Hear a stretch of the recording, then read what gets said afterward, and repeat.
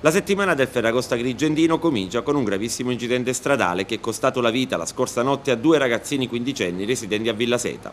Le vittime sono Giuseppe Piparo e Cristian Russo. Altri 5 giovani sono rimasti feriti, uno dei quali in maniera grave. L'incidente è avvenuto sulla statale 640 all'altezza del bivio per Contrada Maddalusa. A provocare l'incidente un Alfa Romeo di colore blu con a bordo due ventunenni di Siculiana che viaggiava in direzione della rotatoria di Giunone. La vettura ha affrontato la curva a forte velocità, trovandosi davanti tre scooter, due Gilera Runner 50 e una Vespa che uscivano dalle due strade laterali per andare in direzione Villa Seta. L'impatto è stato inevitabile, due mezzi a due ruote sono finiti fuori strada, mentre la macchina ha proseguito la sua folle corsa trascinandosi uno dei motorini con in sella le due giovani vittime.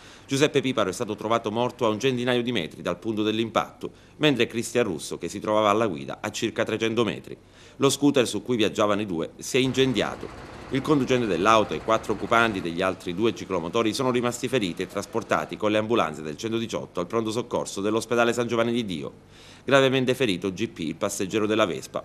Secondo le prime informazioni, il gruppo di ragazzi in sella ai ciclomotori erano reduci da una festa privata in una villetta di Contrada Maddalusa.